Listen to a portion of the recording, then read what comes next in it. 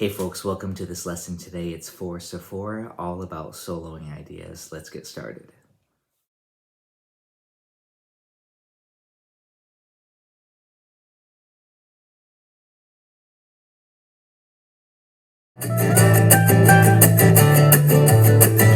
One string.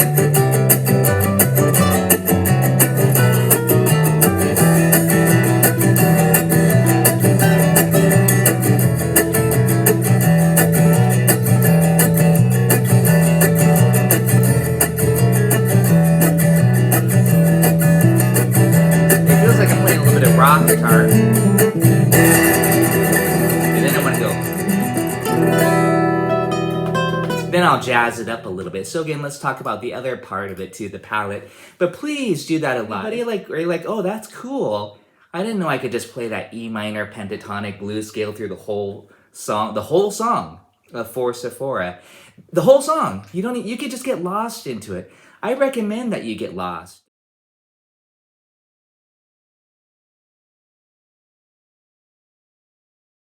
The next important scale to me is the harmonic minor scale. I teach this when I teach minor swing too. I say the harmonic minor scale. And I'm going to do the white words: E minor, A minor, and B7 collective. Oh, by the way, this is good practice for you to spell your chords. Those of you, theory is important to an extent. E minor is E, G, and B. Okay, and that's this. Or this. Or this. You'll learn your arpeggio shapes. You'll go, oh, E minor. Or something, whatever. I mean, again, is that music? It sounds like an exercise. We can make music.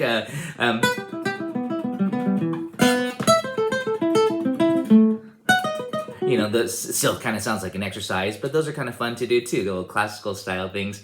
That was just a sequence of the arpeggio, E minor.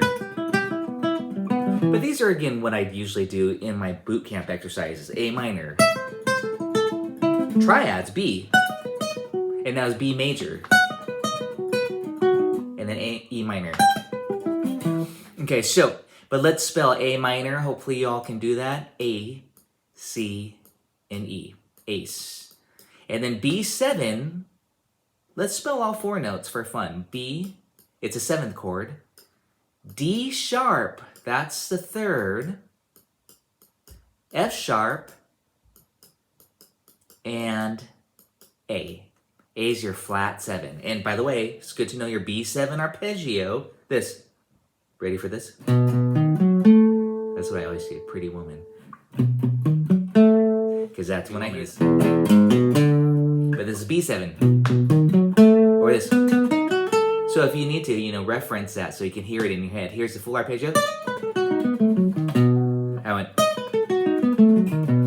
Again, there's a lot of little technical things, and also, be able to do your arpeggios. I'm talking more concepts versus going through it with you. But if you need to, refer back to my worksheets for arpeggios.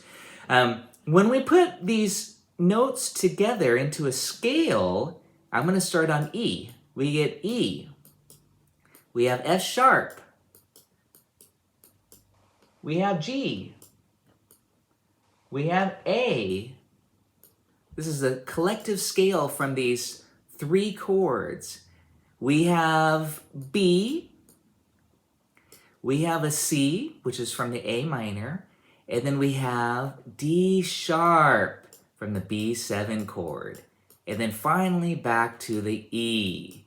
If we play these notes as a scale, this is again from E minor, A minor, and B7. If we played it as a scale, we get this.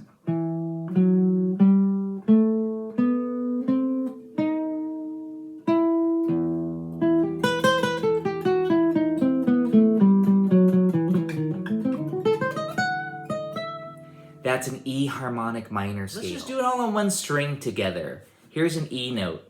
One string E, F sharp, G. Okay, that's minor. 1, 2, flat 3. 4, that's A, and B is 5. Actually, that alone, we don't know it's harmonic minor yet. That could be Dorian, that could be Aeolian, that could be melodic minor for all we know. This. But it's beautiful. It's so lyrical.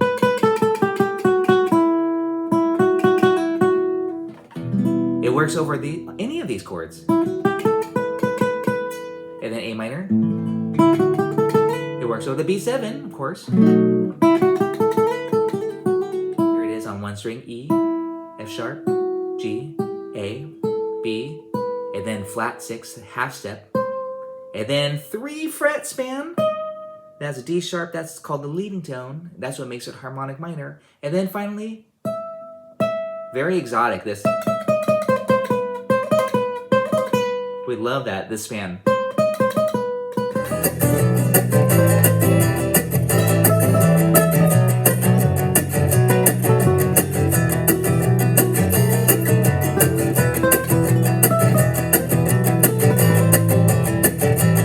Use your ear. Just do it with me. I'm going to yell out tabs. We're all guitar players. So again, 7 on the E note. So it's on the 5th string, it's 7th fret, 9, 10. And then on the 4th string, 7, 9, 10. And then be careful here. I'm hearing Tito, and it's 8, 9. And I will just stop there. That's 1 octave. But listen to this. Da. So that's the leading tone, the half step below the root, and then resolve. So when you know you want that tension, you'll probably be there.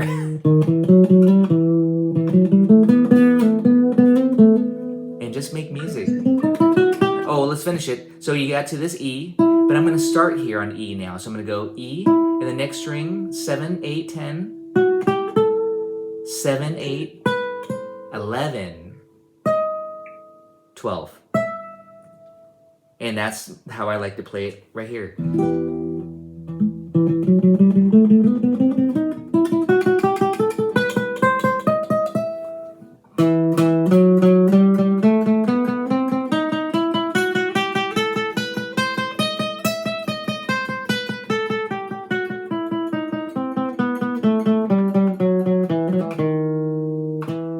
Yeah, notice that leading tone. Well, I want to talk about on that leading tone now, something that you could do that's very common. I'm sure many of you already know this, but just in case you don't, that's where you play the diminished 7 arpeggio, is on that leading tone. I always say go half step below, and then do your diminished 7 arp. That is typically done on the B7 chord. You want to do that on the 5 chord, okay? So on that B7, resolve. There I did an E minor 6, or I might do E minor blues. And then check it out. Blues. And that's one of the things I love to do a lot. I love to play that diminished 7 arpeggio to create the tension. And blues. Okay, to resolve it, because blues is like a feel-good, resolution. Arpeggio, blues, arpeggio, minor scale, whatever. So, but experiment with that. That's talking about 5, 1. I'll say it again. 5. That's where you do the dim right here on the D sharp, and I notice and Stockwell goes like this. That's where he does that beat, that diminished. That's the diminished 7.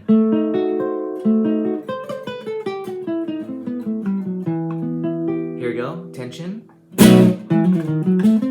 And by the way, can we all do the dim 7 arpeggio together just in case? Right here, leading tone. It's the diagonal arpeggio, and again, I know that this is might be new for some of you. Please let me know. Again, I'm just getting a feel here of for everybody. So 6, 9, and it's diagonal 7, 10. Next string 8, 11. Same pattern. It's symmetrical. You have to add 2 frets when you cross over to the 2nd string. 8, 10. All right, let's take that back. My math is bad. 10, 13. And then finally on the 1st string, 11, 14. I'm not really thinking about it, but let me show you guys my quick trick to learn these arpeggios diagonal. You just do this first. I use my first finger to guide myself. Once you get the first note, Then you just go tritone. Tritone. It's the same 2 notes, but I'm just guiding myself in as a, and then that's the skeleton, and then we add in the minor third above it.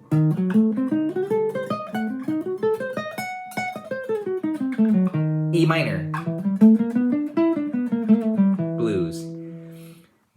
In Gypsy jazz, I like E minor 6 arpeggio.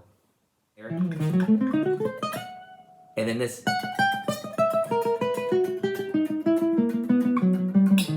Again, work on different resolution ideas.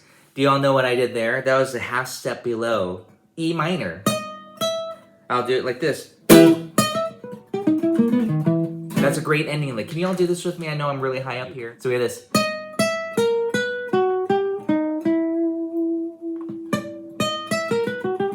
Visualize that E minor chord. And you can just go right down the bar chord. A minor. B7. I busted into the arpeggio. And then E minor. That's a nice, very, very Gypsy jazz, very staccato. That's what he would do at the ending chord. He'd go like this. He'd go really fast. So again, that's a beautiful embellishment. That was just embellishing the triad. But one thing that I really love are the minor 6 arpeggios. You guys ready with this? I'm just showing you a lot of these things that I'm thinking about here. This. And this is kind of just in this position.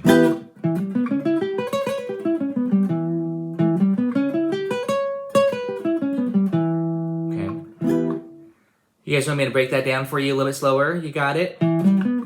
That's E minor 6, not E minor 7, but E minor 6. It's a very specific color. Just like the chordal player would be doing this. E minor 6. Okay. However, I want to tell you that C sharp is not in the harmonic minor scale. It's a special flavor. So we're mixing and matching ideas. This is very important. We're playing to the chord. So that means on the A minor chord, A minor 6. I'm going to do it here. Just 1 octave. 1 octave, when I'm doing 1 octave arpeggios, I call these easy arpeggios. They're not blazing through it. And then B7, instead of doing the diminished run, I'll just do B7. And then E minor 6 right here. So can you guys do this with me here?